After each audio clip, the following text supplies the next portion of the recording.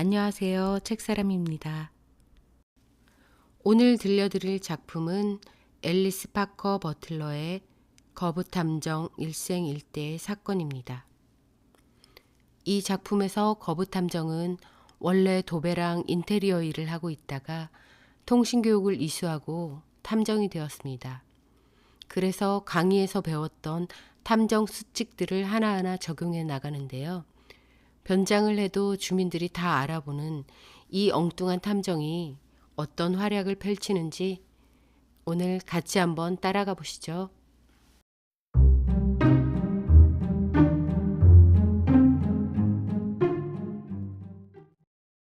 거부탐정 일생일대의 사건. 앨리스 파커 버틀러. 파일로 거부 씨는 목욕 가운을 걸친 채 도배 및 인테리어 사업장을 겸한 탐정 사무실의 문을 빠끔 열어보았다. 아직 꼭두 새벽이었지만 점잖은 거부 씨였기에 그런 차림의 모습을 누가 볼세라 문틈으로 내다본 뒤 불이 났게 문 밖으로 나가 리버뱅크 데일리 이글을 낚아챘다. 잉크 냄새가 채 마르지 않은 신문을 무사히 챙긴 거부 씨는 간이 침대로 돌아와 읽기 편한 자세로 드러누웠다. 아이오와의 아침은 무더웠다. 장사가 어찌나 불경기인지 8개씩 묶어 파는 각양각색의 가짜 수염을 꺼내 정성 들여 손질하지 않으면 나방들이 야금야금 먹어치울 것만 같았다. 거부 씨는 조간신문을 펼쳤다. 순간 첫눈에 들어온 굵기 때문에 침대에서 벌떡 일어났다. 일면에 실린 첫 번째 기사 제목은 이랬다. 헨리 스미츠의 기이한 죽음. 오늘 새벽 미시시피 강에서 뱃사공이 시체를 발견. 살인으로 의심됨. 거부 씨는 펼쳐놓은 신문에 빨려 들어갈 기세로 해당 기사를 꼼꼼하게 읽어내려갔다. 살인이 일어났다면 12강자의 수칙들을 한 번 더 이용할 기회가 올 수 있다는 뜻이었다. 그 수칙들을 생생하게 기억하고 있는 거부 탐정은 리버뱅크 데일리 이글이 제기한 어떤 의혹이든지 당장 해결하고 싶은 마음이 간절해졌다. 기사의 자세한 내용은 다음과 같았다. 본지는 막 편집을 마감하려는 시점에 마이클 오툴 경찰관에게서 유명한 홍합 채취자이자 뱃사공인 사무엘 플리기스, 일명 장다리샘. 사무엘 플리기스가 지난밤에 다리 아래서 홍합을 따던 중에 최근까지 이 지역에 살던 헨리 스미츠 씨의 시신을 발견했다는 소식을 입수했다. 스미츠 씨는 그간 사흘째 실종 상태라 부인이 크게 걱정하던 참이었다. 고인이 근무했던 브라운슨 포장회사의 사장 브라운 씨도 며칠 동안 스미츠 씨의 소재가 불명했음을 시인했다. 시체는 자루에 담겨 꿰매어 놓은 형태로 발견됐다. 살해됐을 가능성이 높다. 자루에 넣어 꿰맨 채로 미시시피 강에 죽게 뒀다면 당연히 살인이라고 볼 수밖에. 파일로 거부 씨가 그렇게 소리치며 침대 발치에 펼쳐놓은 신문을 한창 읽고 있을 때 누군가 문을 두드렸다. 거부 씨는 목욕 가운을 꼼꼼히 여미고 문을 열었다. 문간에는 눈물로 눈이 부해진 젊은 여인이 서 있었다. 파일로 거부 씨인가요? 이렇게 이른 아침부터 패를 끼쳐서 죄송합니다만 밤새 잠을 잘 수가 없어서요. 용건이 있어서 찾아왔습니다. 몇 가지 부탁드릴 일이 있어서요. 도배일로요? 아니면 담정일로요? 둘 다요. 제 이름은 스미츠, 에밀리 스미츠예요. 제 남편분 소식은 들어 알고 있습니다, 부인. 도배장이 탐정이 조심스럽게 말했다. 많은 사람들이 그 소식을 알고 있죠. 아마 모두가 알고 있겠죠. 제가 경찰에 헨리를 찾아봐 달라고 말했으니까 모르는 사람이 없을 거예요. 그래서 말인데 당장 오셔서 저희 집 침실을 도배해 줬으면 좋겠어요. 거부 씨는 남편을 잃은 고통이 너무 큰 나머지 실성했나 싶어 그 젊은 여인을 쳐다보았다. 그런 다음 헨리를 찾아줬으면 해요. 듣자 하니 거부 씨께서는 찾는데 도사라면서요. 거부 씨는 문득 이 가련한 사람이 남편을 잃은 현실을 완전히 깨닫지 못하고 있다는 것을 깨달았다. 치근한 마음에 날랜 눈으로 미망인을 훑어봤다. 이상하게 생각한다는 거 저도 알아요. 남편을 잃은 마당에 가장 먼저 해달라는 게 침실 도배니까요. 하지만 정말 남편이 죽었다면 제가 못돼 먹고 고집이 세서 그리 된 거예요, 거부 씨. 우리는 침실 벽지를 고르기 전까지는 평생 싸워본 적이 없는 부부였어요. 헨리는 침실 벽에 우산만한 커다란 앵무새와 극락조와 열대꽃들이 있다면 무시무시할 거라고 말했어요. 그래서 제가 북부 독일인 취향밖에 없는 사람이라고 한마디 했더니 화가 난 그 사람이 좋소, 당신 마음대로 하시오. 이렇게 말하더군요. 결국 저는 스케그스 씨에게 그 벽지로 도배를 맡겼고 다음날 헨리는 집에 들어오지 않았어요. 거부 씨, 저는 그이가 그 일을 그렇게 받아들일 줄 알았다면 차라리 맨벽으로 놔뒀을 거예요. 전 울고 또 울었어요. 그러다가 어젯밤에 결심했어요. 모든 게 다 제 탓이고 헨리가 집에 왔을 때 침실 벽에 제대로 된 벽지가 붙어있는 모습을 보게 해야겠다고 말이죠. 정말이지 거부 씨, 벽지를 막상 발라보니 둘둘 말려있을 때보다 더 못 봐주겠더군요. 너무 이상했어요. 그랬을 겁니다, 부인. 흔히 있는 일이랍니다. 하지만 먼저 부인께서 남편분에 대해 당장 아셔야 할 게 있습니다. 거부 씨가 그렇게 말하자 젊은 여인은 눈을 동그랗게 뜨고 잠시 그를 빤히 쳐다보았다. 곧이어 그 부인의 낯빛이 그녀가 입고 있는 블라우스처럼 새하얗게 변했다. 헨리가 죽었군요. 부인은 악을 쓰며 외치더니 거부 씨의 기다랗고 얇은 두 팔에 풀썩 쓰러졌다. 거부 씨는 몸을 가누지 못하는 젊은 부인을 양팔에 안은 채 놀란 눈으로 주위를 살폈다. 어쩔 줄 몰라 딱한 모양새로 서 있던 거부 씨의 눈에 불쑥 저 아래쪽에서 그의 집으로 다가오고 있는 오툴 경관이 보였다. 오툴 경관은 손목에 절꺽거리는 수갑을 찬 어떤 남자의 발을 끌고 오고 있었다. 지금 이건 뭡니까? 거부 씨가 목욕 가운 차림으로 기절한 여인을 끌어안고 있는 모습을 보고 오툴 경관이 그다지 친절하지 않게 물었다. 경관님이 오셔서 천만 다행입니다. 이게 어찌된 상황이냐면 미망인인 스미츠 부인께서 제 뜻과 기대를 어기고 저한테로 기절해 쓰러진 것뿐입니다. 그냥 물어보는 겁니다.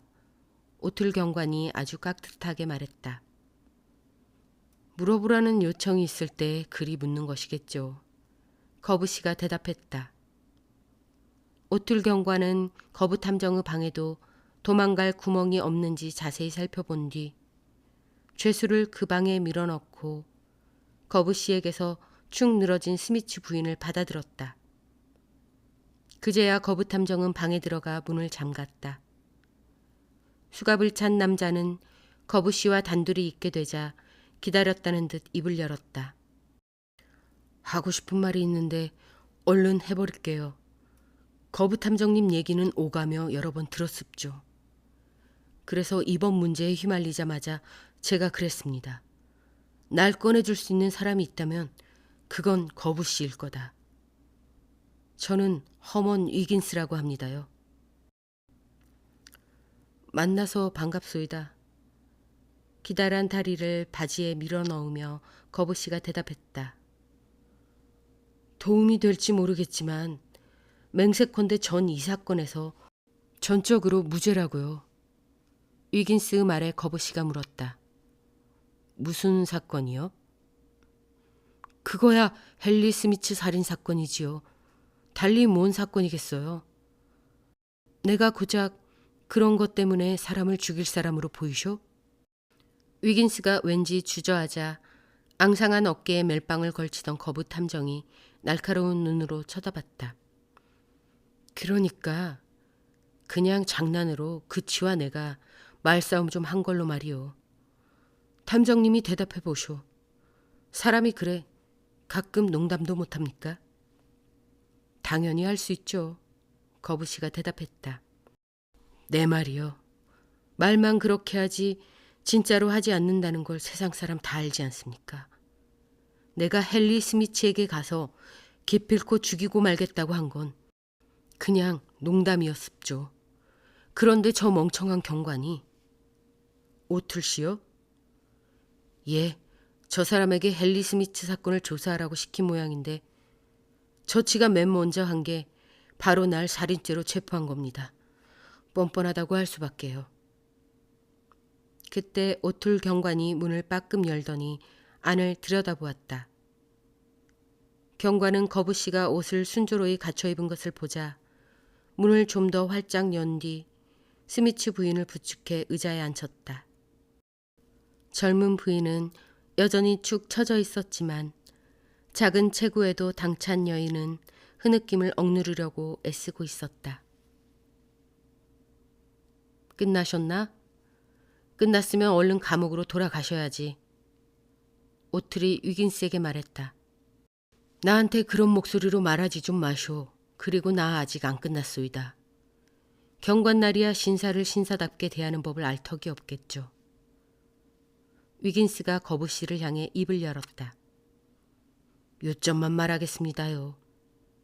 헨리 스미츠를 살해한 혐의로 체포되긴 했지만 난 그를 살해하지 않았으니 탐정님께서 내 사건을 맡아서 날 감옥에서 꺼내주길 바랍니다요. 아이고 저 헛소리. 댁이 그를 살해했고 본인이 그랬다는 걸 댁도 알고 있으면서 말해봐야 입만 아프지. 순간 스미츠 부인이 의자에서 엉거주춤 일어서며 소리쳤다. 헨리를 살해했다고요? 저 사람은 절대 헨리를 죽이지 않았어요. 내가 그 애를 죽였어요. 자자 부인, 숙녀의 말에 반박하긴 싫지만 부인께서는 결코 남편을 살해하지 않았습니다. 여기 있는 이 사람이 남편을 살해했고 제게 그 증거도 있죠. 오툴 경관이 공손하게 말하자 스미츠 부인이 다시 소리쳤다. 내가 그 일을 죽였다니까요. 나 때문에 그 이가 나쁜 마음을 먹고 자살한 거예요. 그런 거 아니라니까요.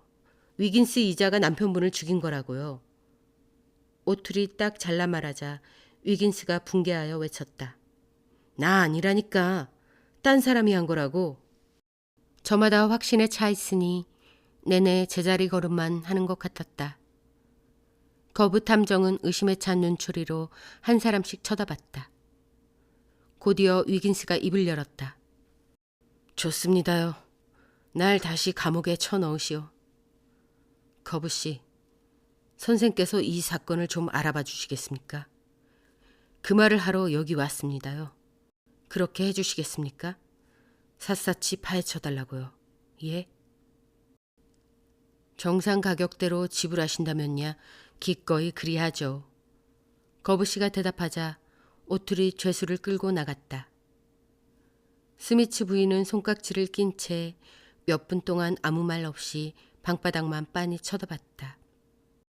이윽고 고개를 든 부인은 거부씨의 눈을 응시하며 간절히 말했다. 거부씨, 이 사건을 맡아주실 거죠? 그렇죠? 가진 돈은 별로 없지만 선생님께서 전력을 다할 수 있도록 전부 다 드릴게요. 잔인한 일이에요. 저 때문에 화가 나서 그이가 자살한 걸 뻔히 아는데 저렇게 가엾은 사람이 살인자로 오해받아 고통을 당하다니요. 선생님이라면 그이가 자살했다는 걸 밝혀주실 겁니다. 저 때문에 그랬다는 걸요. 그렇게 해주실 거죠? 사건을 맡은 탐정이 하는 일이란 무슨 특별한 걸 밝혀내는 게 아니랍니다. 단서를 찾고 그 단서들이 어디로 이어지는지 그 뒤를 밟는 거죠. 그런 일이라면 제가 기꺼이 해드리겠습니다. 제가 바라는 것도 바로 그거예요. 스미츠 부인은 감사의 뜻을 표한 뒤 힘겹게 의자에서 일어나 비틀거리며 현관문으로 걸어갔다. 거부 씨는 계단을 내려가는 부인을 도와주었다. 그런데 부인이 돌아가고 나서야 남편의 시신이 자루에 담겨 꿰매진 상태로 강기슭에서 발견됐다는 사실을 그녀가 모른다는 게 생각났다. 알려진 바로는 젊은 남편들은 침실벽지 같은 사소한 일로 아내들과 말다툼을 벌인다고 한다. 화가 나면 며칠 동안 집에 들어오지 않기도 한단다. 극단적인 경우 스스로 목숨을 끊는 일도 있을 수 있다. 하지만 며칠 동안 집을 나가 있던 젊은 남편이 냉혹하게 자신의 몸을 자루로 꽁꽁 싸맨 채 강물로 뛰어드는 것은 결코 흔한 일이 아니다. 몇 가지 이상한 점들을 들자면 이렇다. 첫째, 굳이 자살을 하겠다면 더 쉬운 방법들도 많다. 둘째, 사람은 괜히 힘들여가며 자루로 자기 자신을 싸매지 않고도 아주 쉽게 강으로 뛰어들 수 있다. 셋째, 사람이 자루로 들어가 그것을 직접 꿰매기란 지극히 어렵다. 아니, 거의 불가능하다. 혼자서 자루에 들어가 그것을 단단히 꿰매려면 적지 않은 기술이 있어야 하는 데다 아주 크고 낙낙한 자루가 있어야 한다.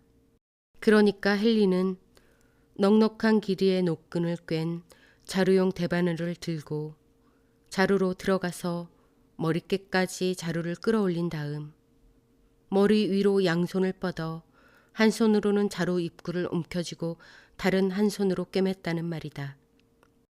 화가 머리끝까지 난 상태에서 그러고 있기란 거의 불가능할 것이다. 파일로 거부 씨는 그런 모든 전후 사정을 생각하면서 이번 사건에 딱 맞는 변장 도구들을 고르기 위해 훑어보았다.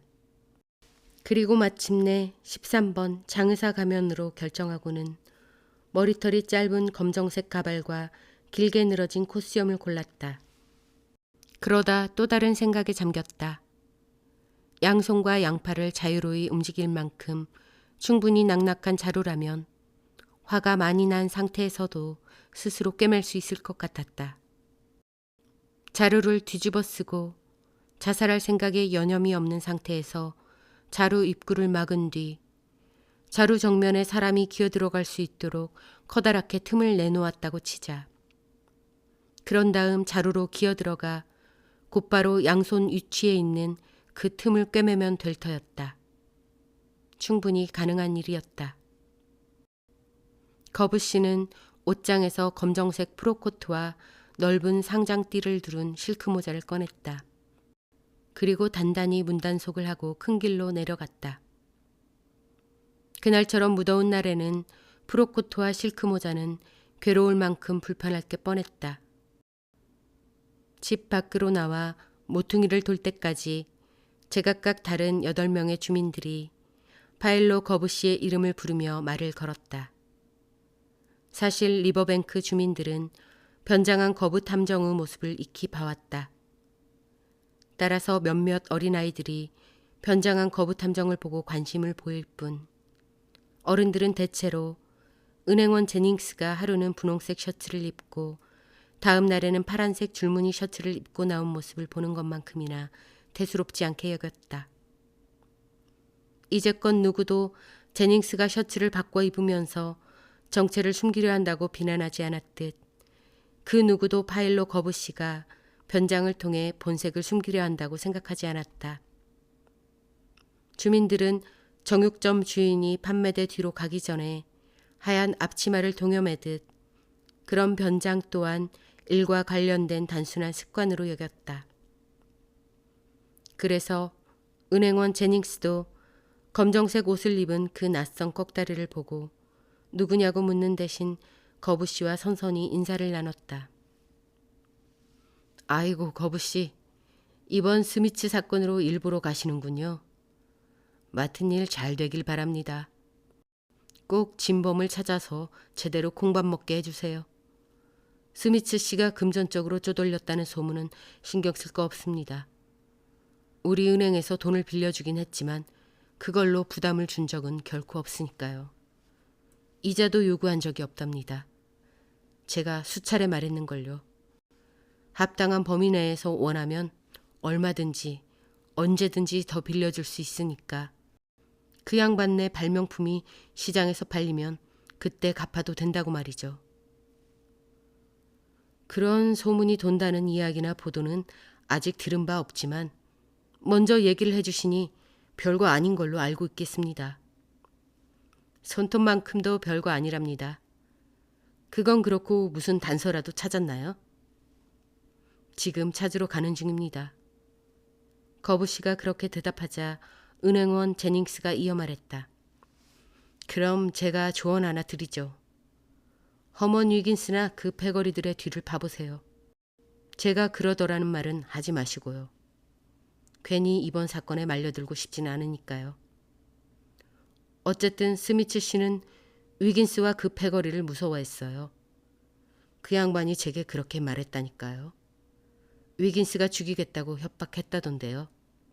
위긴스 씨는 현재 헨리 스미츠를 고의로 살해했다는 혐의로 유치장에 수감되어 있답니다. 오, 그래요? 그러면 다 해결된 거네요. 경찰에서 그자가 그랬다는 증거를 잡은 모양이죠? 그럴 줄 알았어요. 그럼 탐정님도 할 일이 별로 없겠네요. 가발에 바람이나 쏘여주고 그러시면 되겠네. 그렇죠? 은행원은 파일로 거부 씨에게 유쾌하게 손을 흔들어 준 뒤 은행 건물로 들어갔다. 거부 탐정은 여러 친구들과 팬들에게 환대를 받으며 중심가로 들어섰다. 시체가 발견된 강으로 이어진 도로에 이르렀을 무렵에는 심심풀이로 즐겁게 탐정 수사를 지켜보겠다는 일념으로 많은 이들이 떼지어 거부 씨의 뒤를 따랐다. 거부 탐정이 강 쪽으로 걸어가는 사이 다른 주민들도 무리에 합세했지만 모두 무례가 되지 않을 정도로 거리를 두고 뒤따라갔다. 거부 씨가 강변도로에 도착했을 때 가짜 콧수염이 떨어지자 세 발짝 정도 뒤에서 따라오던 구경꾼들도 일제히 멈추고 그가 콧수염을 주운 다음 콧구멍에 철사를 걸어 잘 고정할 때까지 서서 기다렸다. 이윽고 탐정이 다시 앞으로 걸어가자 구경꾼들 또한 앞으로 나아갔다. 아마 범죄 역사상 그보다 더 공손한 구경꾼들을 데리고 다닌 탐정은 없었을 것이다. 강가에서 거부 씨는 장다리 샘을 발견했다.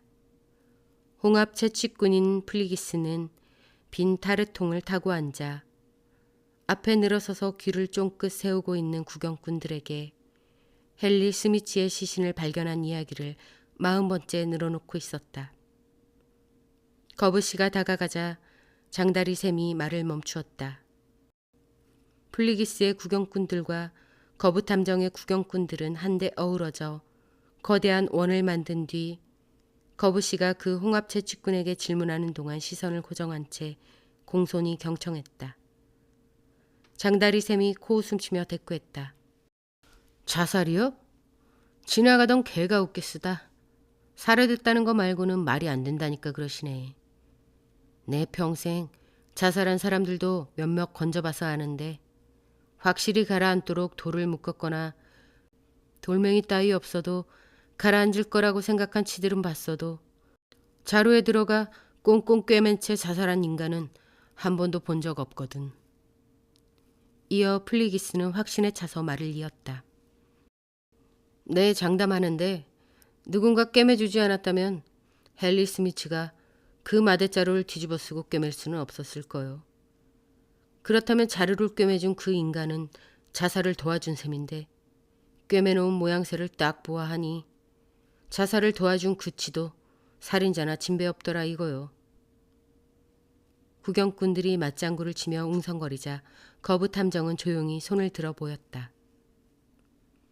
특정한 종류의 마대자루라면 그 안에 들어가서 직접 입구를 꿰맬 수 있수이다.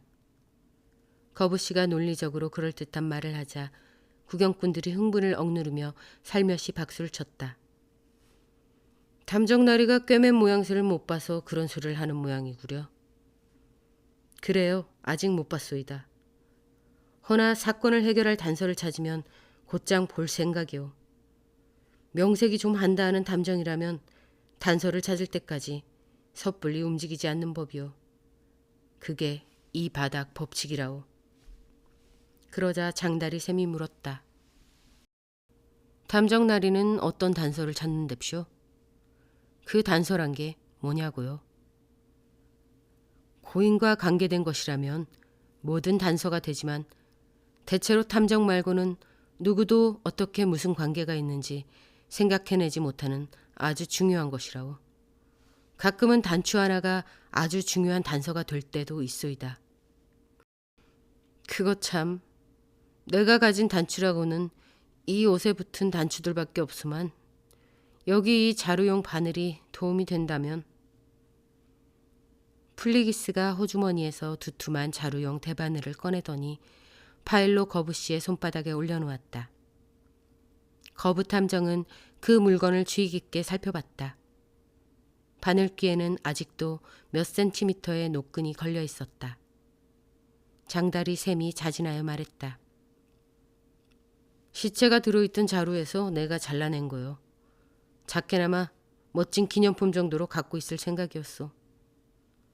담정나리가 찾는 단서로 더는 필요가 없어지면 도로 줬으면 좋겠소.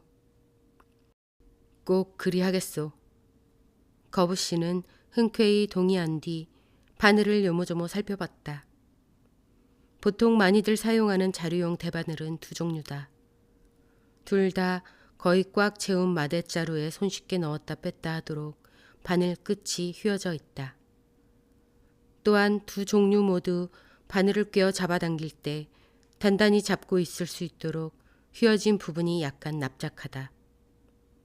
하지만 한 종류는 바늘귀가 손잡이 끝에 있는 반면 나머지 다른 하나는 바늘 끝 근방에 바늘귀가 있다. 거부씨는 장다리 샘이 준 바늘에서 또 다른 특징을 찾아냈다. 바늘귀에 걸려있는 것은 사무로 느슨하게 꼰 일반 노끈이 아니라 카펫용 실처럼 부드러운 면사로 단단하게 꼰 노끈이었다. 고맙소.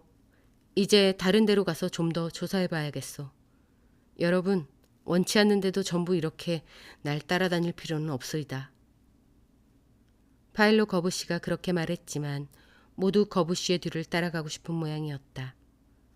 장다리 샘과 그의 구경꾼까지 합세한 데다 10여 명이 새로 합류해 구경꾼들의 수는 훨씬 많아졌다. 그렇게 모인 구경꾼들은 적당한 거리를 두고 거부 탐정을 따라서 두 블록 정도 떨어진 강둑에 위치한 브라운슨 포장회사의 공장을 향해 걸어갔다.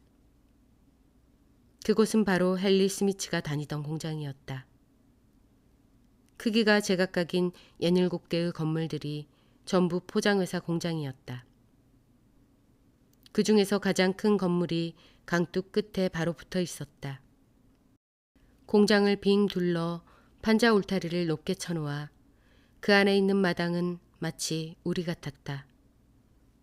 거부탐정이 정문 앞에 나타나자 그가 들어갈 수 있도록 경비원이 한쪽으로 비켜서며 기분 좋게 인사를 건넸다.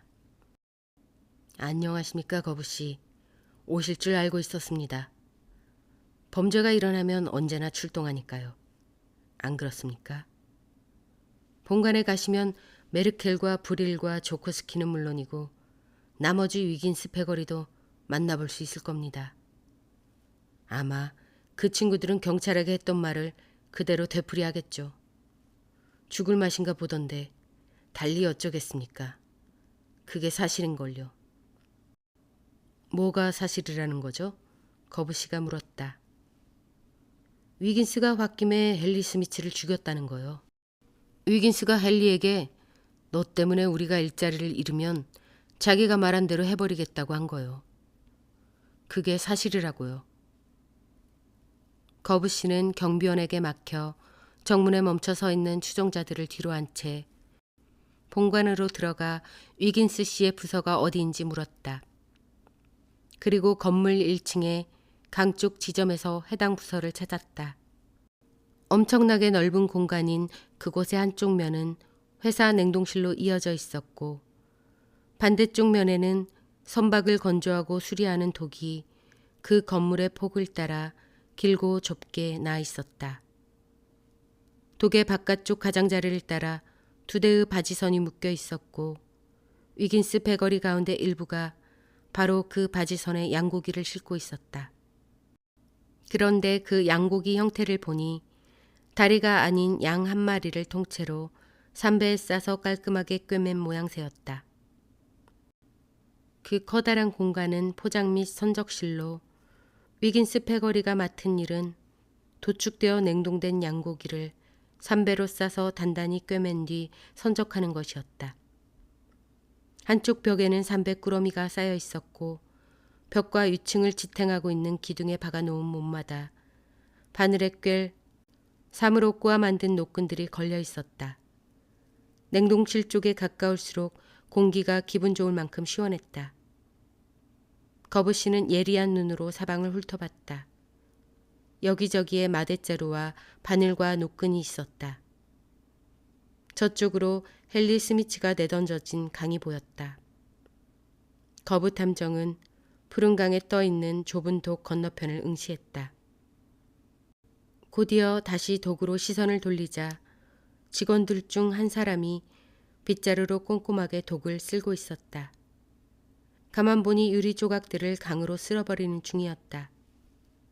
실내에 있는 직원들이 호기심 가득한 시선으로 지켜보는 와중에 거부 씨는 삼배 조각 하나를 주워 주머니에 찔러 넣고 손가락으로 노끈을 한 줄 감아채서 역시 주머니에 쑤셔 넣었다. 그런 다음 벽에 송곳으로 구멍을 뚫어 임시 변통으로 만들어 놓은 바늘 집게에 걸려있는 바늘들을 유심히 살펴본 뒤 독으로 걸어가 유리 조각을 하나 집어들었다. 찾았다. 거부 탐정은 이 말을 내뱉은 뒤 직원들을 신문하는 일에 집중했다. 위긴스 패거리는 마지못한 기색이 역력했지만 그래도 솔직하게 위긴스가 여러 차례 헨리 스미츠를 위협한 적이 있다고 인정했다. 위긴스가 헨리 스미츠에게 직장을 잃을 위기에 처한 사람이 품을 법한 증오심을 지니고 있었다는 것도 시인했다.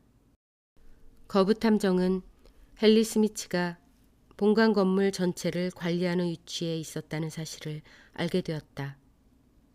위긴스 패거리가 귀뜸해준 바로는 그 정도 위치라면 편안히 놀고 먹으며 절대 권력을 휘두를 수 있었다.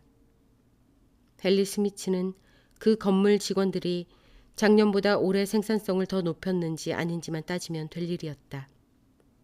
그가 효율성이라는 말을 달고 살아서 직원들은 효율성이란 말만 들어도 진저리를 쳤다고 한다. 거부 씨의 팬들은 정문에서 그가 돌아오기만을 기다리면서 거부 탐정이 그동안 어떤 일을 해왔는지를 놓고 열띤 토론을 벌이고 있었다. 마침내 거부 씨가 모습을 드러내자 그들은 즉시 말을 멈추고 탐정의 뒤로 헤쳐 모였다. 그러고는 거부 씨를 따라 포장회사를 나와 중심가에 있는 홀워디 바트먼의 장의업체로 향했다. 그곳에 도착하자 호기심에 일찌감치 모여있던 또 다른 무리들이 합세하는 바람에 거부 탐정이 안으로 들어가는 사이 구경꾼들은 밖에서 기다릴 수밖에 없었다. 거부 씨는 이제 불쾌하지만 꼭 필요한 일을 처리할 차례였다. 바트먼 씨가 운영하는 업체 뒤편에 있는 자그마한 시체 안치소에 들러야 했다. 가엾은 헨리 스미츠의 시체는 그때까지도 발견 당시 그대로 자루에 들어 있었다. 그 자루야말로 거부 탐정이 가장 세심하게 주의를 기울인 물건이었다. 자루의 형태를 살펴보니 자루를 찢은 게 아니라 잘라서 사체의 신원을 확인한 듯 싶었는데 갈라진 솔기가 한 군데도 없었다. 순간 거부 씨는 헨리 스미츠가 자루에 담겨 죽은 게 아니라는 점을 깨달았다. 헨리 스미츠는 장사꾼들이 말하는 이른바 마 단위로 파는 오리 굵은 삼배에 쌓여 꿰매진 모양새였다. 더구나 그 삼배는 위긴스와 그 패거리들이 쓰는 것과 일치했다. 시체는 헐렁하게 마대자루에 담겨 있는 게 아니라 윤곽이 드러날 만큼 단단하게 포장돼 있었다. 다시 말해 선적을 위해 양고기를 삼배로 단단히 싸서 포장했듯이 헨리 스미츠의 시체 역시 삼배로 단단하게 동여매어 마치 미라를 싸매놓은 것처럼 보였다. 그런 형태라면 양팔이 몸에 꼭 붙어 있을 수밖에 없을 뿐더러 삼배가 랩처럼 단단하게 덮고 있기에 외부에서 꿰매는 방법밖에는 없다. 따라서 스스로 그런 포장 형태가 나오도록 꿰맨다는 것은 절대로 불가능했다. 이로써 자살설은 완전히 물 건너간 셈이었다. 그렇다면 과연 누가 살아있는가가 문제였다. 바일로 거부씨가 관에서 물러나자 장의사 바트먼이 안치소로 들어서며 장의사다운 부드러운 목소리로 말을 걸었다. 거부씨, 밖에 있는 구경꾼들의 인내심이 슬슬 바닥나고 있나 봅니다. 점심때가 다 돼가니까 제 사무실로 밀고 들어와서 거부씨가 뭘 알아냈는지 밝혀낼 기세네요. 어찌나 세게 문을 미는지 저러다 유리문을 부술까 걱정입니다. 일하는데 재촉하고 싶진 않지만 나가서 위긴스가 범인이라고 말해주면 해산할 것 같네요. 본인 입으로 재고품 관리자에게 정구를 부탁했다고 시인했으니 당연히 위긴스가 범인이겠죠. 전구라니요? 바일로 거부씨가 묻자 바트먼이 대답했다. 우리가 이 삼배를 잘라 펼쳐봤더니 안에 전구가 들어있더라고요. 실은 헨리의 손에서 찾아냈죠. 오툴 경관이 그걸 단서로 가져갔으니 위긴스는 꼼짝없이 살인자로 찍힌 거고요. 그 재고품 관리자 말이 위긴스가 자기한테서 받아갔다더군요. 그럼 위긴스는 그 물건에 대해 뭐라 말하던가요? 아무 말 안 하던데요. 그 작자 변호사가 입도 뻥끗하지 말라고 했다니 아무 말도 안 할 겁니다. 아이고, 저기 구경꾼들 소리 좀 들어보세요. 지금 당장 가서 다 보낼게요. 위긴스 씨가 왜 전구를 시체 있는데 넣어 꿰맸는지만 빨리 말씀해 주세요. 거부 씨가 단호하게 청하자 바트먼이 대답했다. 우선 그 작자는 시체 있는 데다 전구를 넣고 꿰매지 않았답니다. 왜냐? 위긴스가 먼저 익사시킨 게 아니라면 헨리 스미츠가 삼배로 꽁꽁 싸매져서 꿰매졌을 때는 아직 시체가 아니었을 테니까요. 모티머 박사님 말씀이 헨리 스미츠의 사인은 익사랍니다. 그리고 또 만약 살아있는 사람을 삼배로 싸서 꿰맸다면 꿰매는 동안 그 안에 들어있는 사람을 꼭 붙들고 있어야 하니까 정작 범인은 아무것도 꿰맬 수 없었을 겁니다. 그래서 제 생각에는 말이죠. 위긴스와 그 패거리 몇몇이 헨리 스미츠에게 달려들어 쓰러뜨린 다음 몇 놈이 그 양반을 삼배로 싸매고 꿰매는 동안 나머지 놈들이 붙들고 있었겠죠. 위긴스는 나간 정구를 가려고 새 정구를 받아가는 길에 헨리 스미츠를 만나 말다툼을 벌이다 끝내 치고받고 싸웠을 겁니다.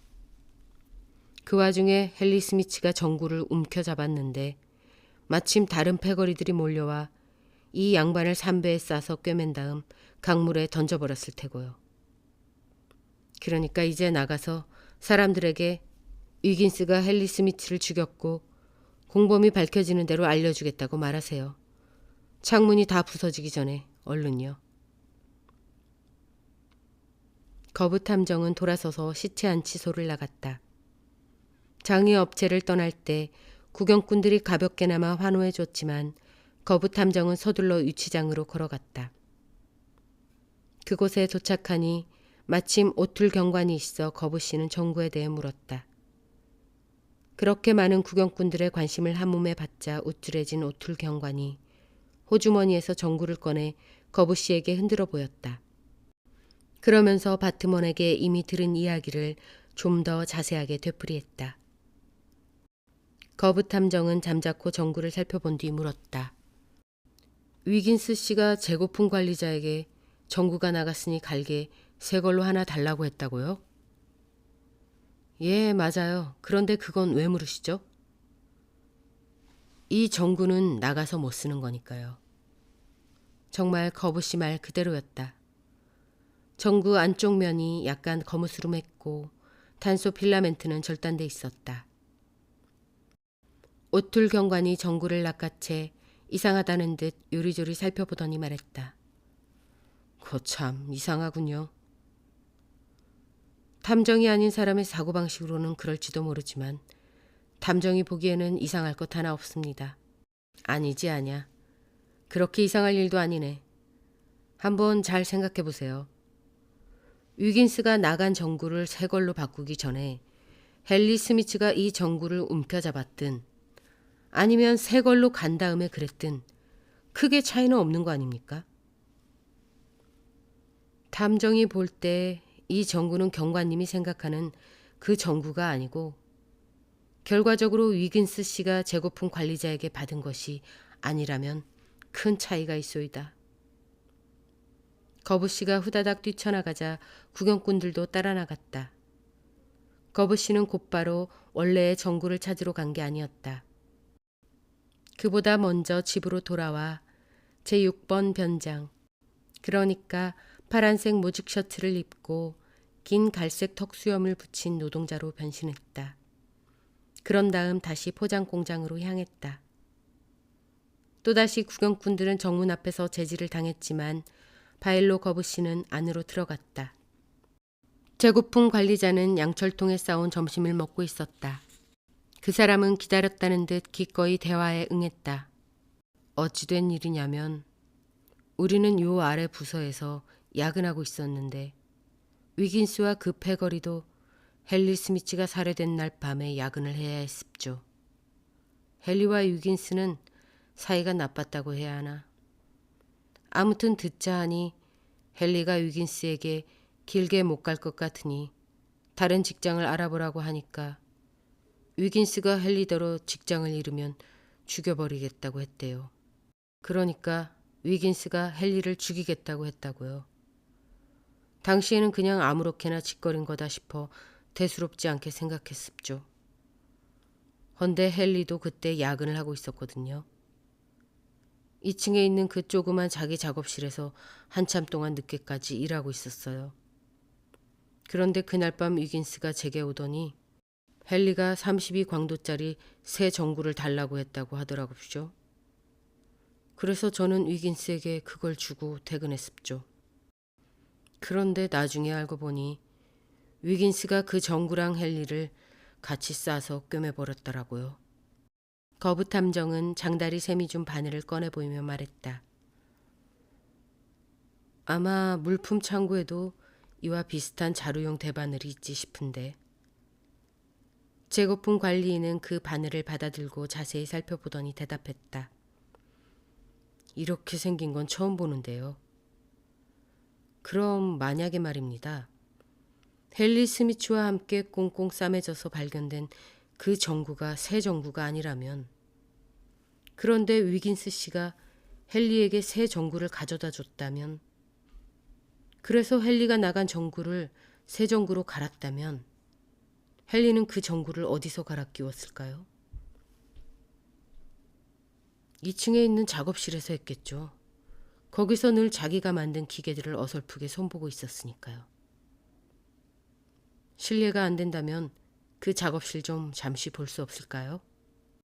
거부 씨가 부탁하자 재고품 관리인이 일어나 남은 점심을 저녁 도시락통에 옮겨 담고는 앞장서서 계단을 올라갔다. 그러고는 헨리 스미츠가 작업실로 썼던 공간의 문을 열어주자 거부 씨가 들어갔다. 작업실 안은 약간 어수선했지만 한두 가지 특별한 점을 제외하면 흔한 작업실 같았다. 헨리 스미츠가 만들고 있었다는 발명품은 다소 부담스러운 크기의 기계로 살해된 고인이 두고 간 그대로 레버, 바퀴, 팔, 톱니 등의 장비를 모두 갖춘 채 서 있었다. 바닥에는 의자 하나가 쓰러져 있었다. 기계 옆 롤러에는 삼배 두루마리가 세워져 있었다. 천장을 올려다보자 조명기구와 그 안에서 맑고 밝게 빛나는 32광도짜리 전구가 보였다. 그와 비슷한 전구가 다른 소켓에 꽂혀 있었을 법한 자리에는 플러그가 하나 있었다. 그런데 분명 전력 공급용으로 보이는 절연선이 그 플러그부터 시작돼 헨리 스미츠가 작업 중이었던 기계와 연결된 작은 모터까지 이어져 있었다. 재고품 관리인이 먼저 입을 뗐다. 저기 좀 보세요. 누군가 저 창문을 깼어요. 사실이었다. 누군가 창문을 깼을 뿐만 아니라 판벽과 장틀까지 모두 부숴버린 상태였다. 하지만 거부탐정은 그런 것에 관심이 없었다. 그는 전구만 뚫어져라 쳐다보며 12강자의 제6과 제2부에 나오는 키나 신체적 특징 또는 피부색이나 지문 등으로 범죄자를 식별하는 베르티용식 인체 식별법 총설에 따라 지문으로 식별하는 법을 생각하고 있었다. 거부탐정은 머리에 매달린 전구를 손에 넣을 방법을 찾고 있었다. 언뜻 쓰러져 있는 의자가 눈에 들어왔다. 의자를 똑바로 세운 뒤 한 발로는 헨리 스미츠가 만들고 있던 기계의 틀을 밟고 나머지 한 발로는 의자 등받이를 딛고 서면 전구에 닿을 수 있을 것 같았다. 거부 씨는 의자를 바로 세우고 좌석 부분을 밟고 올라섰다. 그런 다음 헨리 스미츠의 기계틀에 한 발을 올려놓은 뒤 다른 한 발을 아주 조심조심 의자 등받이 꼭대기로 가져갔다. 마침내 위로 손을 뻗은 탐정은 전구를 돌려 빼내는 데 성공했다. 재고품 관리인이 의자가 흔들리는 것을 보고 잡아주려고 재빨리 튀어나갔지만 너무 늦었다. 거부 탐정은 허공에 대고 손을 허우적거리다가 헨리 스미츠가 만들던 기계 중간 부분에 해당하는 넓고 평평한 판 위로 떨어졌다. 결과는 즉각 나타났다. 기계 톱니들과 바퀴들이 빠르게 회전하기 시작했다. 곧이어 강철로 만들어진 두 개의 팔이 털썩 내려오더니 거부 탐정을 판에 고정시키는 바람에 양팔은 꼼짝없이 몸 옆에 찰싹 붙어버렸다. 이어 삼배 두루마리가 풀리자 거부 씨의 몸 아래로 흐늘흐늘한 삼배 끝자락이 끼는가 싶더니 미끄러지듯 서서히 밀려든 삼배가 그의 몸에 돌돌 말리면서 팽팽하게 당겨졌다. 거부 탐정은 순식간에 포장된 양고기처럼 꽁꽁 싸매졌다. 강철팔이 아래로 내려갔다가 앞뒤로 오가며 바느질하는 모양새로 거부 씨의 머리에서 발끝 쪽으로 움직이며 지나갔다. 마침내 그 팔이 발치에 다다르자 칼이 나와 거부 씨를 돌돌 싼 삼배를 잘라 삼배 두루마리에서 분리시켰다. 다음 순간 가장 놀라운 일이 벌어졌다. 거부 씨가 누워있는 판이 마치 투석기처럼 느닷없고 난데없이 거부 탐정을 들어 올려 뚫린 창문 밖으로 휙 던져버린 것이다. 재고품 관리인이 비명을 질렀다. 그가 첨벙하는 커다란 물소리를 듣기 무섭게 창가로 달려갔지만 그 위대한 도배장이 탐정은 미시시피 강 속으로 사라져버렸다. 헨리 스미츠가 그랬던 것처럼 거부 탐정도 의자 등받이를 밟고 서서 천장으로 손을 뻗으려고 했다. 그리고 헨리 스미츠와 마찬가지로 거부 탐정도 새로 발명한 포장 겸 선적 기계 위로 떨어지고 말았다.